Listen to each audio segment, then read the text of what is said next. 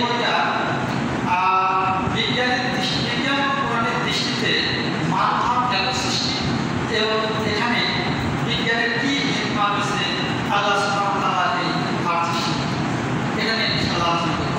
তো আমি পবিত্র কোরআন থেকে অলরেডি উত্তর দিয়ে দিয়েছি, যেটা বাংলা জাস্ট অনুবাদ করি। আল্লাহ সুবহানাহু ওয়া তাআলা বলেছেন পরে শুক্রবিন্দু থেকে আমি জমাট অর্থে পরিণত করে জমাট অর্থ থেকে আমি জমাট অর্থ থেকে আমি রক্তপিণ্ডে পরিণত করে জমাট রক্তপিণ্ড থেকে আমি অস্থিপাঞ্জরে পরিণত করে এরপর অস্থিপাঞ্জরকে আমি মাংস দ্বারা ঢেকে দিই। এরপর থেকে আমি দান করে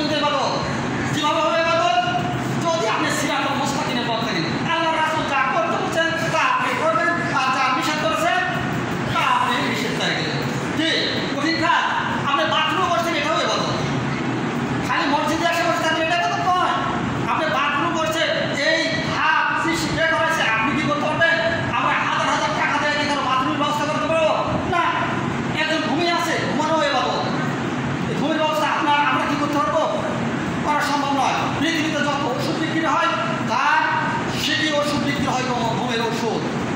কিন্তু আমি বিশ্বাস করি যারা 5 ওয়াক্ত সালাত নিয়মিত আদায় করে তাদের জন্য এই ওষুধের এভাবে দরকার নেই। অথচ এই ওষুধ এই ঘুমের ব্যবস্থা মহান রাগ করেছেন।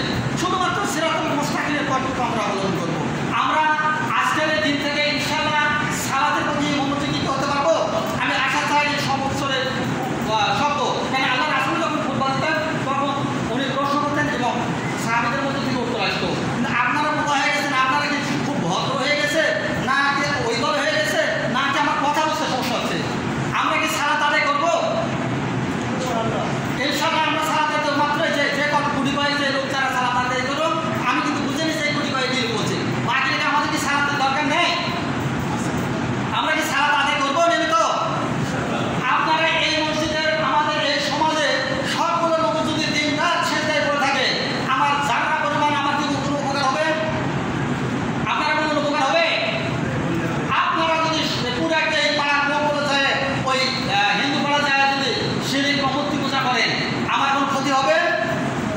কিন্তু এমন যদি হয় যে আমরা এই যেভাবে সুন্দরভাবে বসে গল্প করছি জান্নাতে যদি এরকম ব্যবস্থা হয়ে যায় এটা কি খারাপ হবে? বলো। অনেক বিজ্ঞানিক আছেন, অনেক দার্শনিক আছেন, অনেক বৈজ্ঞানিক আছেন, অনেক নাস্তিক লোক আছেন, সালাত করে কি করবো? যে ওই ওখানে জান্নাত পাওয়া যায় এরকম কথাগুলো কিন্তু আমরা শুনি, আপনারা শুনেন না? আমাদের বিভিন্ন মহলে বিশ্বাস সুযোগ হয়েছে শুনি। ধরো জান্নাত নেই, আমরা সালাত আদায় করতেছি, যারা প্রকাশনা তারাই আদায় করতেছি। জান্নাত নেই, কিন্তু সকালবেলা আপনার দুর্ভাগা সকালবেলা যে জান্নাতি বাতাস আপনি সালাত আদায় করেন না, আপনার ভাগ্যে জুটলো না। আপনার শরীরটা যে পরিষ্কার পরিচ্ছন্ন করা আপনার নসিবে জুটলো না। আর সত্যি সত্যি যদি জান্নাত থাকে সেই দিন কপাল বলা মুসলিম, আপনি নামধারী মুসলিম, আপনি মনে করছেন যে মুসলমানের ঘরে জন্ম নিলে কি মুসলমান হওয়া যায়?